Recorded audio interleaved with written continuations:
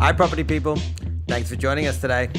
As always, we will be sharing ideas, experiences, problems, and solutions for property people like you. Our interviews will get you to know some of the most active professionals in the industry that have achieved some pretty impressive stuff. Hearing about their successes, failures, strategies, and insights, we really hope you enjoy.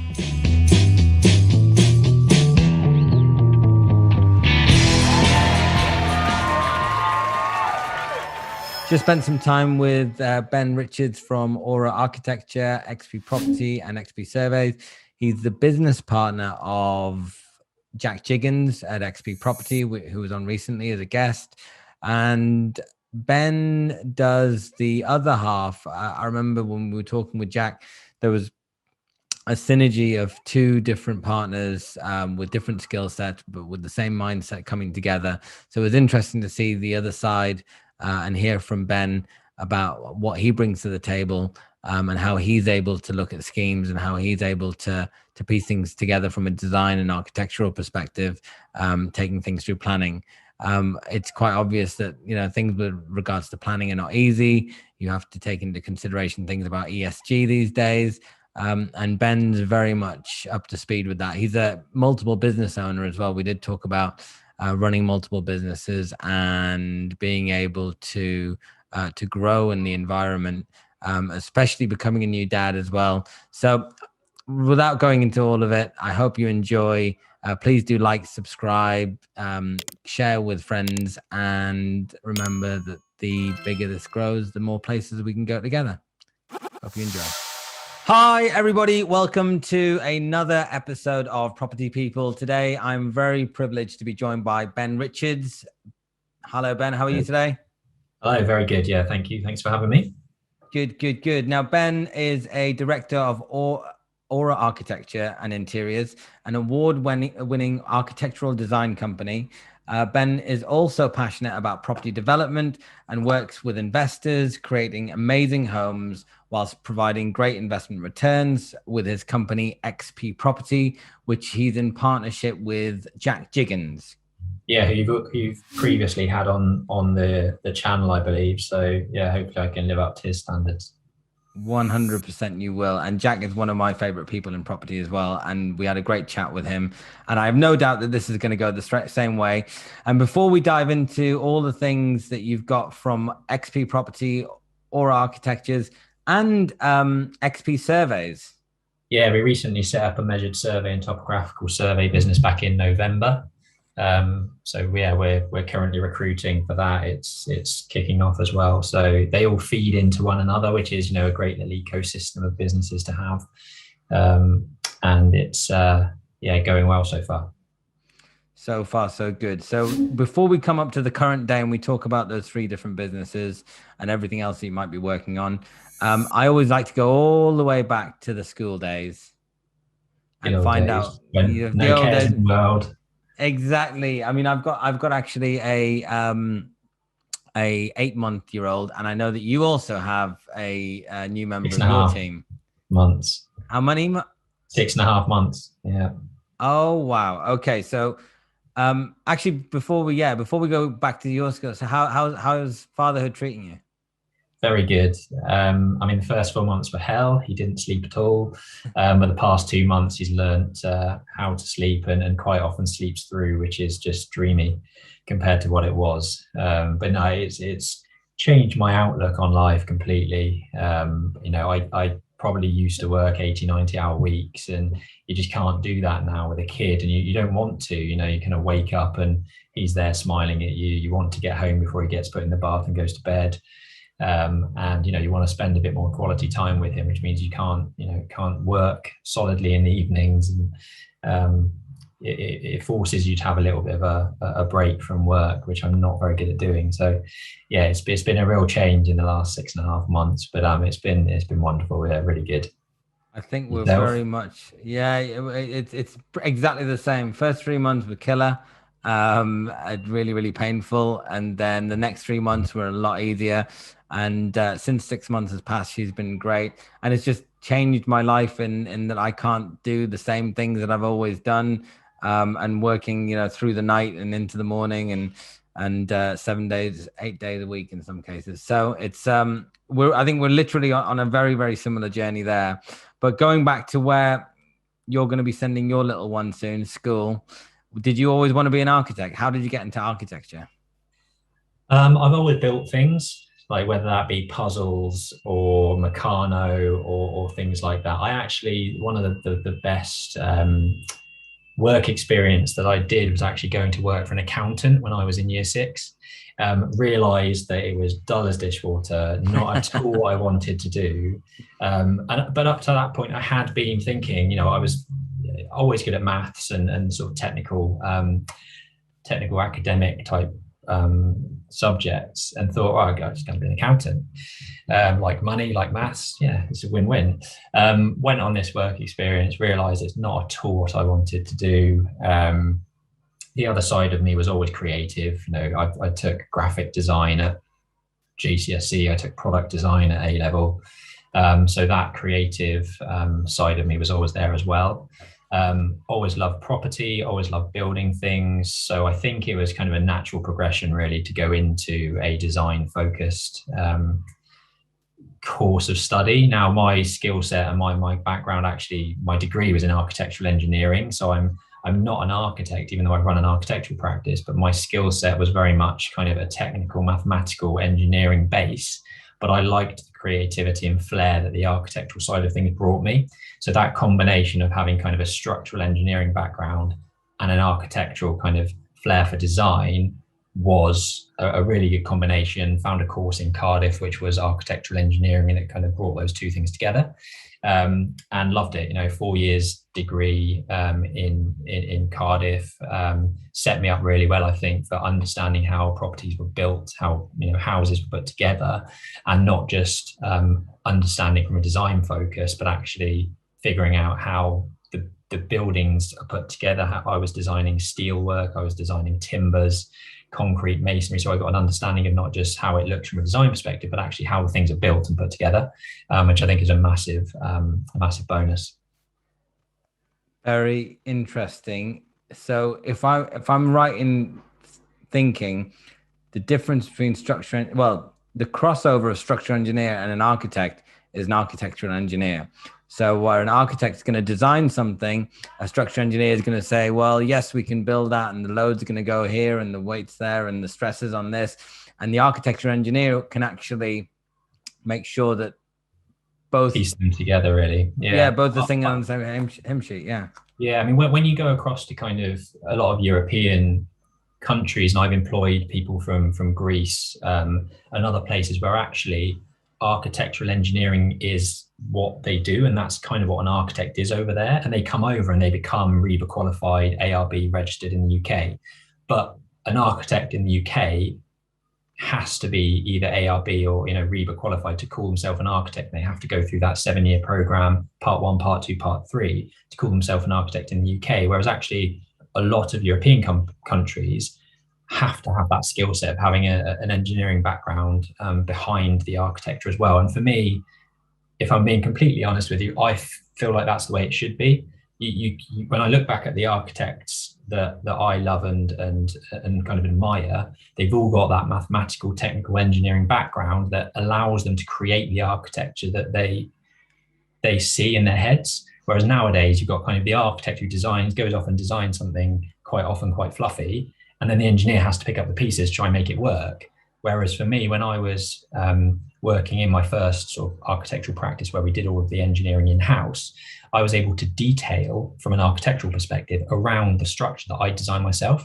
So if I know that I want a steel beam that's 300 deep by 300 wide because it works the way I'm building the property, building the structure, then I've made that decision instead of going to an engineer who's maybe designed it 200 by 400 deep, which doesn't really, it's going to stick out in the ceiling. I don't like that. Yeah. So, I get control over those engineering pieces and how they're put together with my design. So I can detail around a design that I've made rather than kind of them being two separate entities, then coming together. Then you have to go back and forth, say to the engineer, actually, I didn't want to design it that way. I don't want a bulkhead in my ceiling, design it this way. I had control of that, which I feel like is a great position to be in. You know, I can push back on engineers now and say, look, I don't want it designed that way. Have you thought about doing it this way? It's going to cost us less. And normally they're like, oh yeah, yes, yeah, it will, because they're lazy most of the time. You know, they want to protect their PI and they just want to do it the easiest way they can.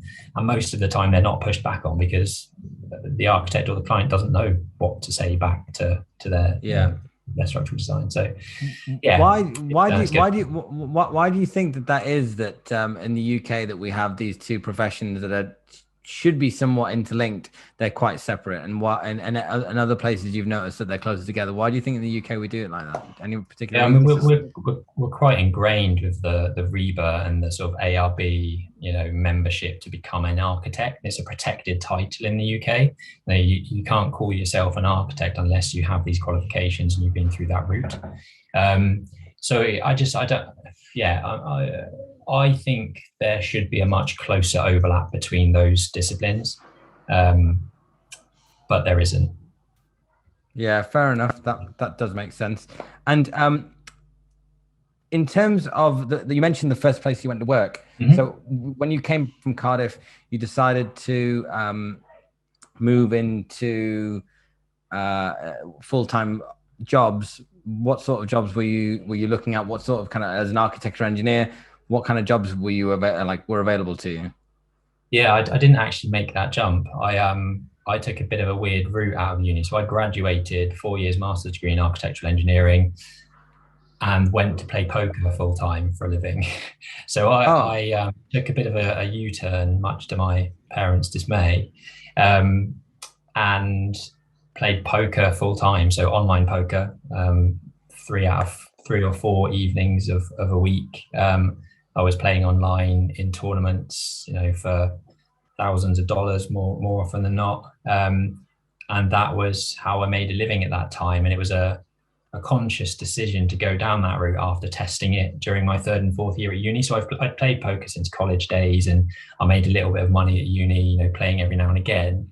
And then my 3rd summer, whereas my previous 2 summers, I went to work for an architectural practice for work experience. I thought, right, I'm going to give it a go. I'm going to play for 2 months. If I can make the equivalent salary that I would make as a graduate engineer architect, then I deem it a feasible route to actually do it once I graduated.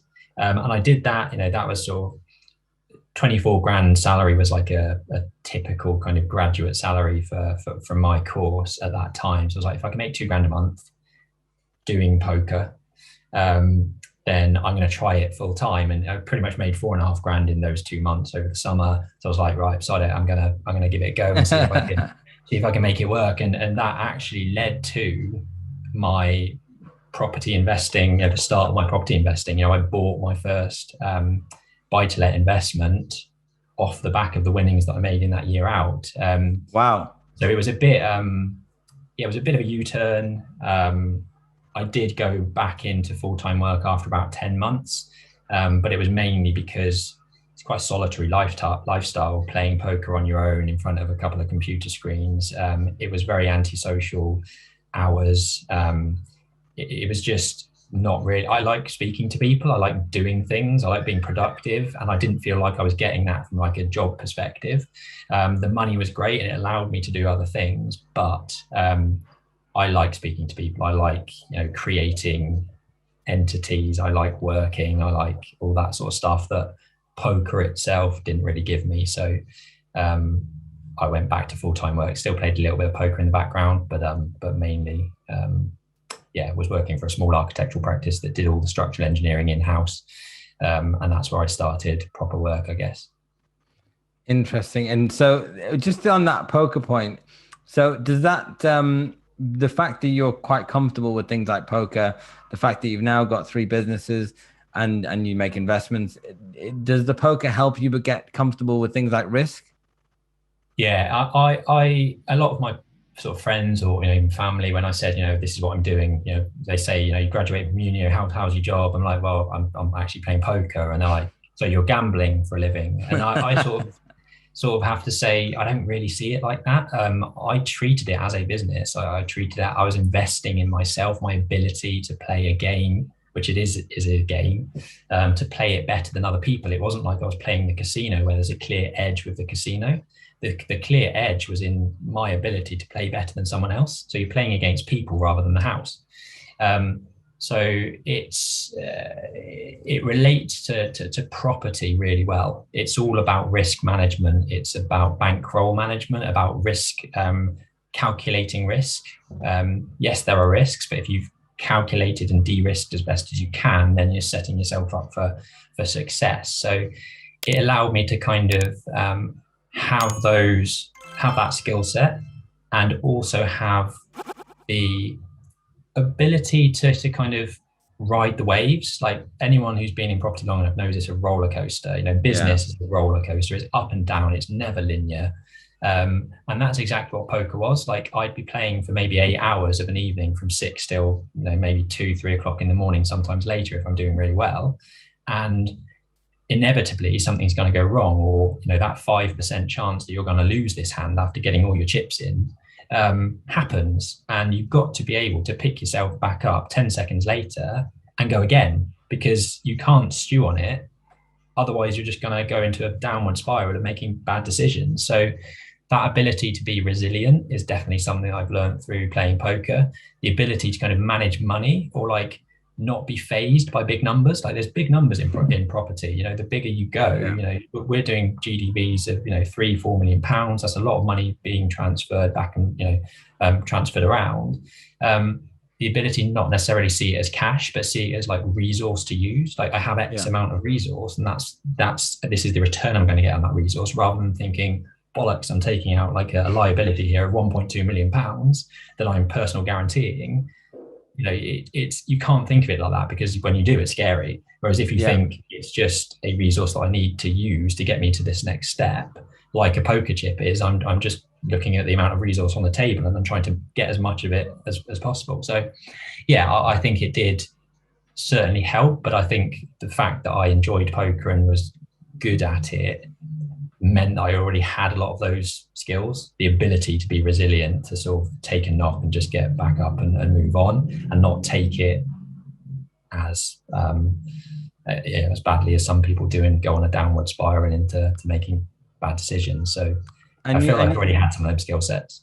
And you probably thought, right, I'm good at this. If I really like this and I'm good at it, and I'm good at the architecture thing, or whatever I set my mind to, I can probably be good at that too.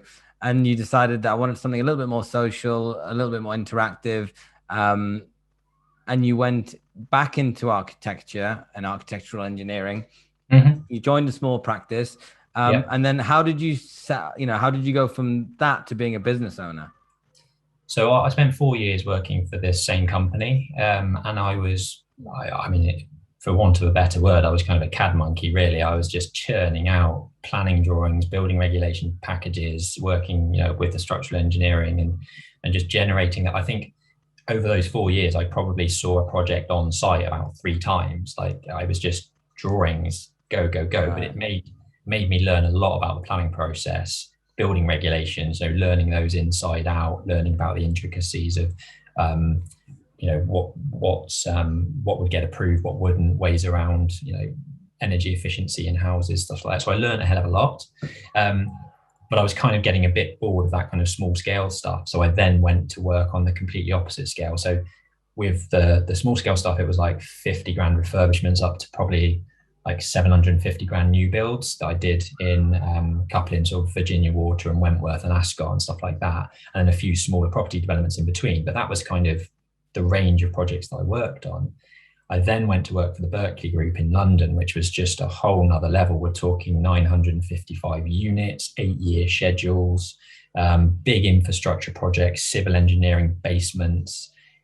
Just a completely opposite scale, working for a massive machine like the Berkeley Group. So I felt like I had that like really good intimate knowledge of a small business, and I saw so many things when I was there that I wanted to improve and wanted to kind of grow as the business.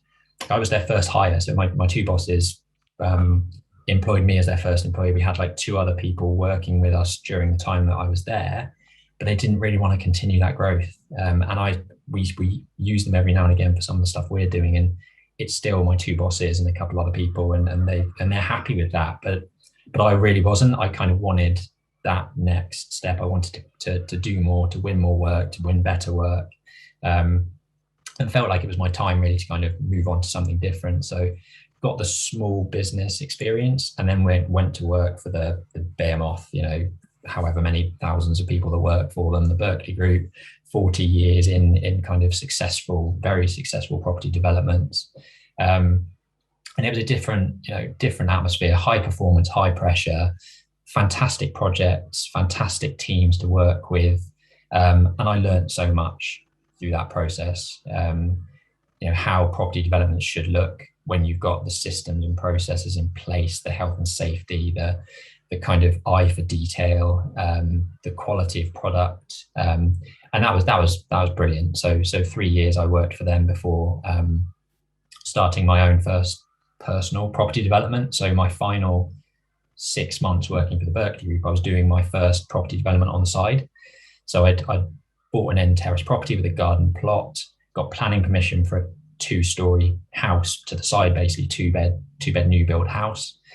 Project managed that on evenings and weekends.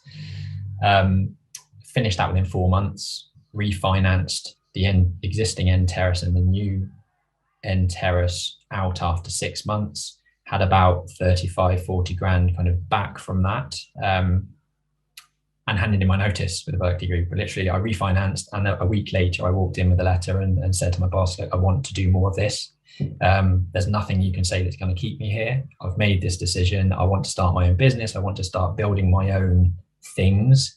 And that's where it all started, really. I'd set up Aura Architecture back in 2014, and this was May 2017. So it had been in the background, just ticking along. I was kind of doing a little bits and bobs for friends, like the old planning application, learning a little bit about finances of businesses, how the accounts were, confirmation statements, year-end accounts, and just kind of cutting my teeth, I guess. But May 17 was when it was like, right, fully, let's go, let's make this work full time. And that's really when Aura Architecture started to get momentum and start to be built up as a business as such, rather than just a little thing on the side. Yeah. So when you've got when you set up something like that that's on the side, it's kind of in the background, you start to manifest kind of moving towards that direction. I mean, I think there's a lot of businesses that, to be fair, that people are set up and they're all guns blazing with it, and then they kind of run out of steam very quickly.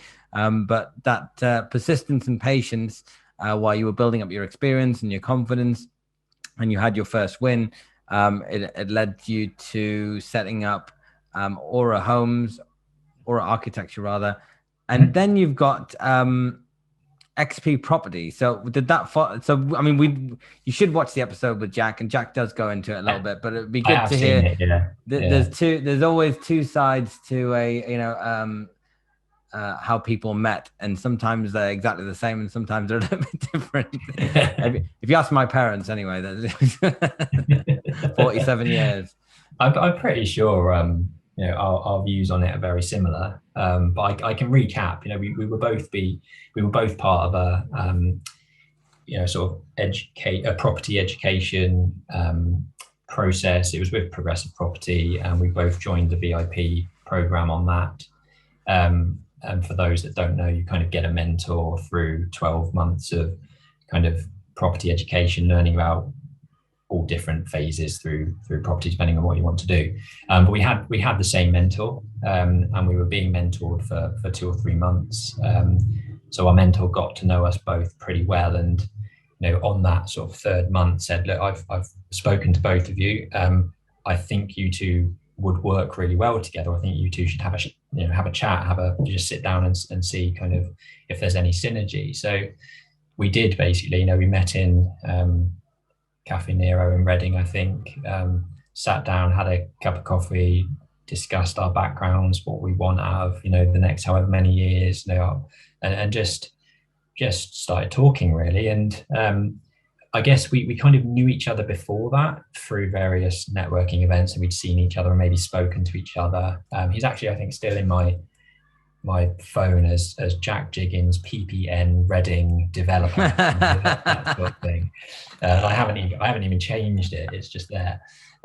So we did know of each other, but it wasn't until that meeting that we started to then decide to look at some things together. So it was that initial meeting, and then we said, look, we feel like we've got a lot of synergy in working together, very similar skill sets in some situations, but differing in others. And I think I said in the first couple of months to Jack, how do you think this is going to work? Because I kind of see us as the same person, but the more I worked with him and the more he worked with me, we realized actually we got very good contrasting skill sets, but the same goals and visions about kind of what we want, which is really good.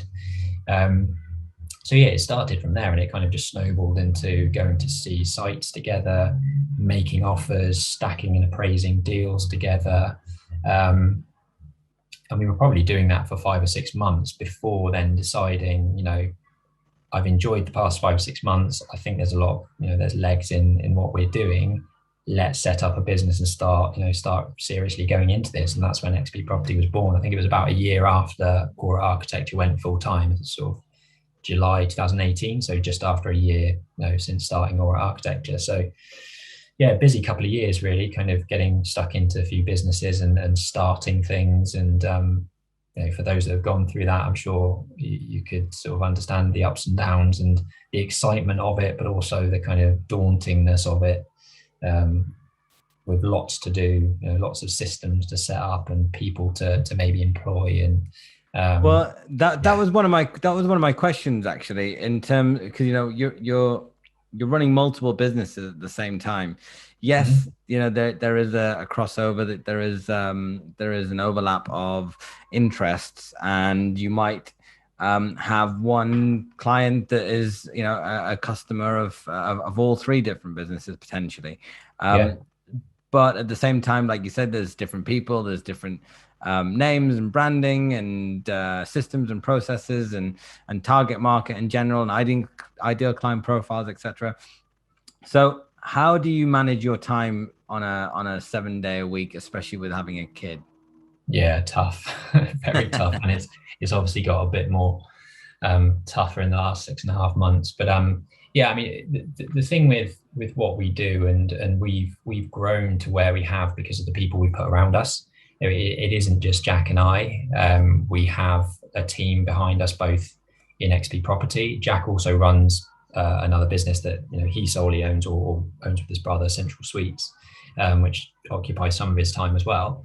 And then I've got Aura, who at this present moment have 11 people in the team of various different kind of skill sets and architects, technicians, admin assistants, operations, that sort of stuff.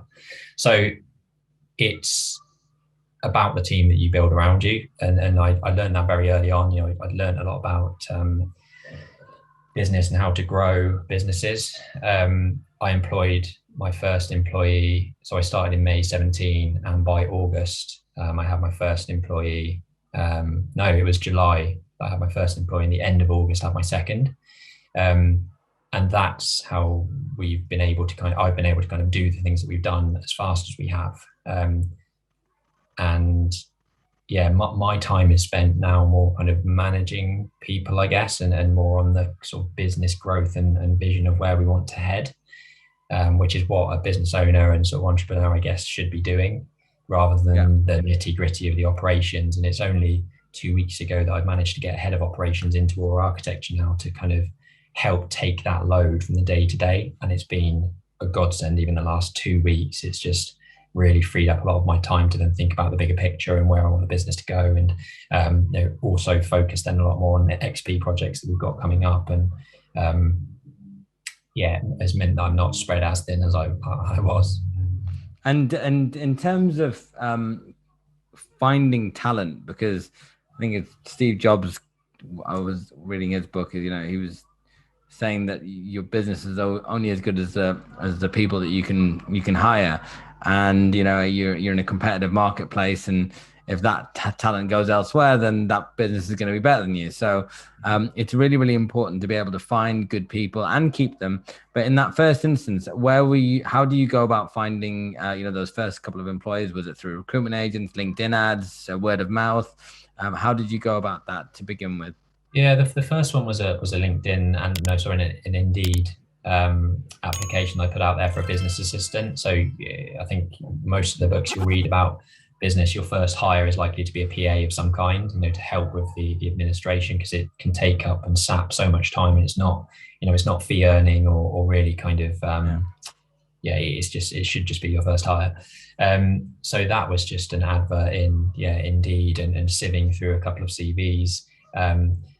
Luckily, the assistant that I did bring on board recommended my second hire, which was the first architect that I brought on board, because Oh, she'd wow. worked with her in a previous practice, interviewed her, and she was with me for 2.5 years. She only really left in October last year.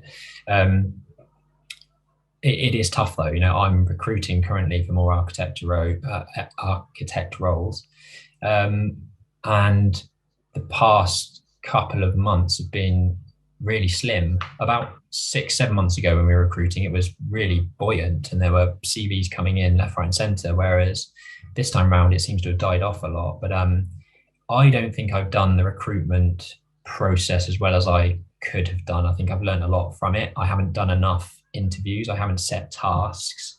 I haven't tested the applicants enough as I should have done. And that's definitely been a learning curve for me. One thing I haven't done until now as well is have a recruiter on board, which I've now done. Jury's out on whether or not that's the best way forward. It's just so expensive. It's just absolutely insane. I spoke to one recruiter recently, and they said that it's £5,000 for somebody that's because there's no salary. It could be like a self-employed role. They'll charge you £5,000, and if it doesn't work out within 4 weeks, they'll give me 50% of the money back.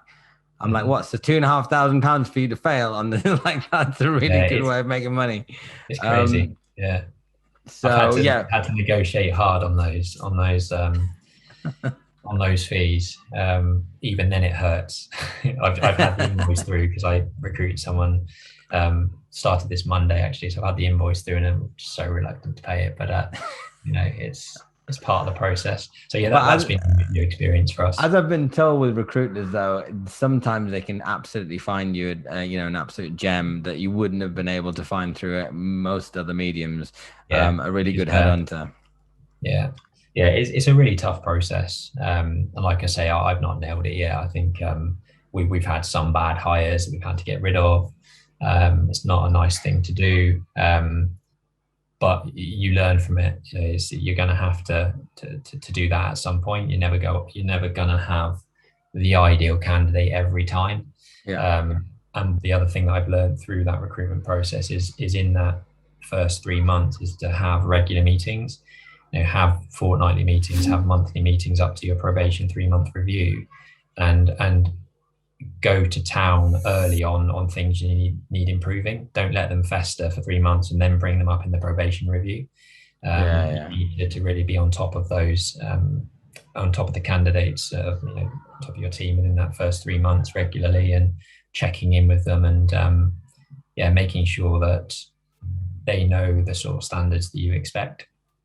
And you've been, getting to 11 team members in that short space of time is impressive.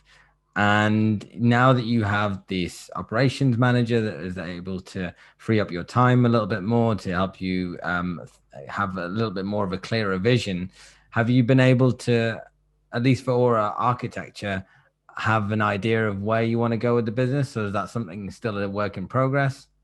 Yeah, I think we're pretty clear with the direction that we want to go. So I've been doing business coaching for the last 2 years, where we set, and I would implore everyone to kind of take that half a day every month to think about where you want to go, to set goals, to look ahead, and track back to figure out how you're going to get there. We use this thing called strategy on a page. There's sort of half of it, which is all about the blue sky thinking, about vision and values and what you're about, and your USPs as a company, and what you want from the company ethos and all this sort of stuff. And then there's the nitty gritty of, right, in 12 months time, this is the turnover we expect to make and the net profit, and this is how many website views we're going to try and achieve, and all this sort of all the sort of KPIs that you kind of set yourself, and then break them down into quarterly and monthly targets. You got your key KPIs that you're tracking every month, and then your key actions for both the month, the key actions for that quarter, and then the key actions over the year that you want to achieve to achieve your goals. So we're pretty clear with where we want to be. We're kind of there at the moment with what I had targeted. We're on track, put it that way. We're kind of better than on track, because our pipeline is oversubscribed. That's why we're trying to bring in more architects and more team to kind of cope with that capacity.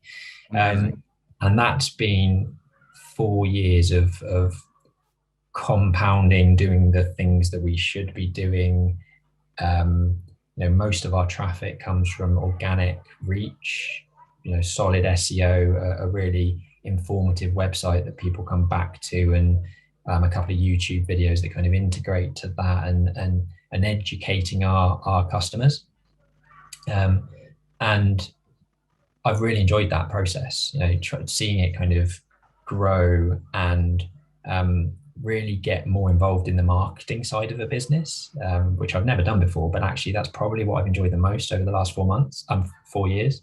Actually kind of understanding how you get clients, how you get leads through the door, how you then sell and convert those to actual clients.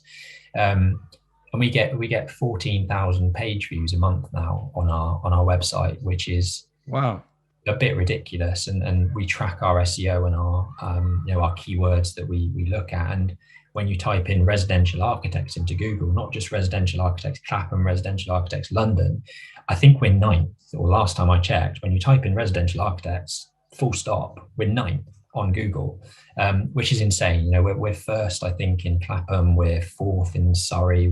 So we've really kind of focused on that kind of digital real estate, because, and I've spoken about this a lot recently with a lot of people, we work in physical real estate, and that's what we do. We work in architecture, we work in property, we build physical assets. The future is obviously digital. So we are now in a process of really trying to grab as much of that digital real estate as we can. So the next year, you'll see a lot more stuff from us on YouTube. We're in the process of filming some mini series of our projects going from start to finish. So 10 to 12 minute kind of overview of what these projects look like, the issues we had, the costings, which I think a lot of people don't talk about, which is really important. So at the moment we're really kind of building foundations for the future of our business. We don't pay for, we spend about £300 on sort of pay-per-click advertising at the moment. Most of our reach is organic. And that's because we've built these really solid foundations where people come back to us, people find us on Google, people find us on Instagram and Facebook and LinkedIn. And for me, that's a really solid base for any business to focus on, rather than just the outreach type of marketing where you're paying for someone's click instantly. Yeah.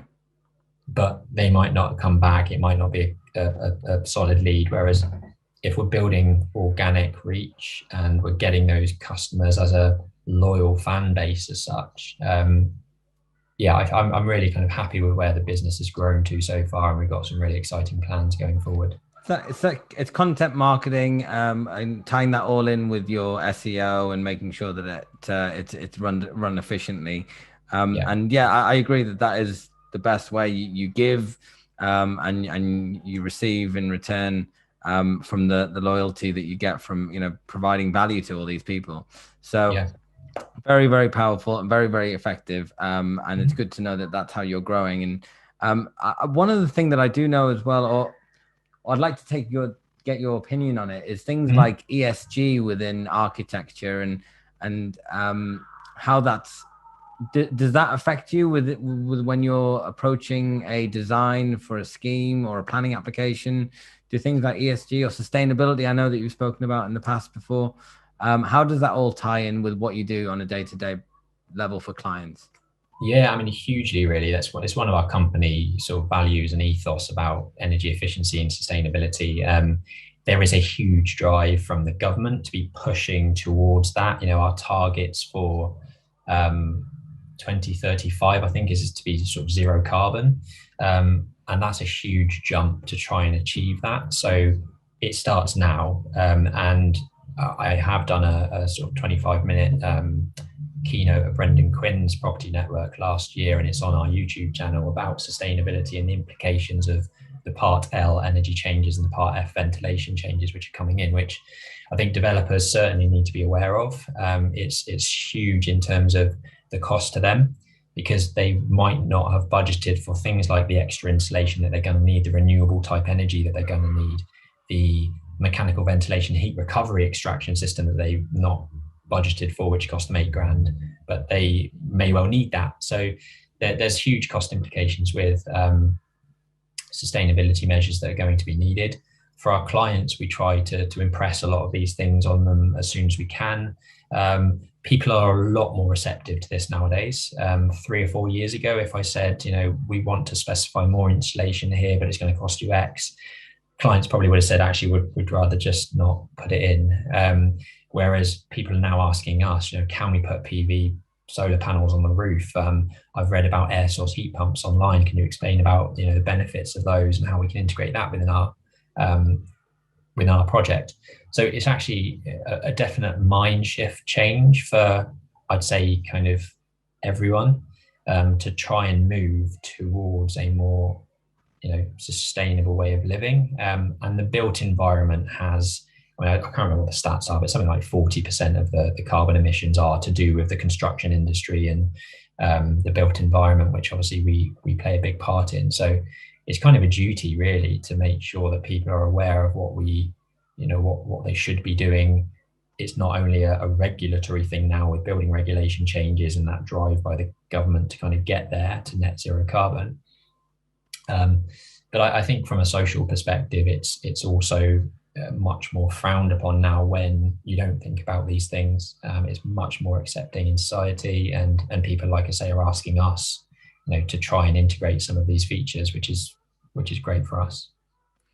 And I think that I agree. It is very important for the future, and people like yourself talking about it and inspiring others by putting out content, videos, and spreading the word. Where do you find your inspiration? You mentioned some of your kind of people that your favorite architects or people that you look up to, whether it be in publications that you follow or whether it be I don't know, Gaudi or somebody like that. Like, who inspires you on an architectural basis? Yeah, I mean, Gaudi is one of those. And I mentioned, the sort of people that have inspired me from an architectural perspective are people like Gaudi, Calatrava, and also Frank Lloyd Wright, who, those three in particular, have a very, very strong engineering background and understanding of physics and mathematics of how things are put together. And for me, that is the basis of my inspiration, really, of having that kind of technical understanding of things and not just creating beautiful buildings, but creating them in a way that utilizes technology and further advancements in things like modular housing and things like that are a technological advancement that people are now researching and using on their projects. So that constant, I guess, strive to kind of make things more efficient, make things better. That's always, an inspiration from those people to me. I think working with the Berkeley Group opened my eyes to developing and how developing should be done and could be done, with an insane amount of sort of attention to detail and thought process. I don't think people see necessarily all of that from the outside. When you're in the coalface kind of working for the Berkeley Group and you've got your kind of managers who are drilling every detail to you, always from a customer focused perspective. It's all about the customer. It's never about yes, there's finance behind it. They want to make as much profit as they can, but actually they realize that that profit is generated from making people happy and making people walk into houses and not question why something is in the wrong place, or basically make it as seamless as possible, thinking about the customer journey from when they get out of their car in the basement, walking up all the way through to their front door, the handles that they, handles that they use, the coat hooks on the back of the door, like all of that stuff from a user perspective. When you go into a Berkeley Group scheme, that's what you see and feel. And that has been a massive kind of instigator in kind of the way I want to do things, really. Thinking about the user first. Very, very good. And one of the things that, I mean, when you look at all this inspiration, you think about which direction you want to go. One of the hurdles and one of the reasons that gets thrown up as to why we've got this affordable housing crisis in the UK is because of the planning process. So you can have all these great architectural designs and you can have all of this awesome stuff, but unless you can get it through planning, it's kind of all for nothing. And if I'm right in thinking that there is actually something to be said about having some exceptional architectural design, which becomes something in your favor of trying to get something through planning, if you can come up with something that's kind of otherworldly and inspirational. How much, as an architect or an architecture engineer, and in your role as a developer, do you need to know about the planning process, and how do you go about making sure that you get things through first time, every time, if possible? Yeah, I mean, it's a really difficult thing to navigate. And even more so the past year. I mean, we've had pre-app responses that have taken 7 months to get to us. Which, if you imagine if you're the developer on that site and you've bought it with bridging finance, I mean, we've never been in a position where we're in that position because we'd have de-risked it and had it on an auction or whatever. But if you are, you're sitting on that asset and you're waiting basically in the hands of the planning gods to kind of get back to you and progress your site. It's a real struggle. You need to understand the process. There are a lot of loopholes that you can maybe use, which I'm sure most people sort of watching this will know about from a permitted development perspective. I'm not always a huge fan of permitted development, and I think the people that use that are looking to kind of generally kind of make a quick buck, move on to the next one, cookie cutter approach. We're never afraid to go down a full planning application route, and I don't think anyone should. You just need to know how to navigate it and have the right team around you, have the right planning consultant, have the right designer. Permitted development is great, but you shouldn't stop there. Like, if there's a better scheme that can be had with a full planning process, don't be afraid of it. You just need to navigate it better and have the right team around you. So it's a difficult process to go through. It's fundamental and in any developer's armor of skill sets to really kind of understand how it works. There's difficulties and red tape throughout the whole development process.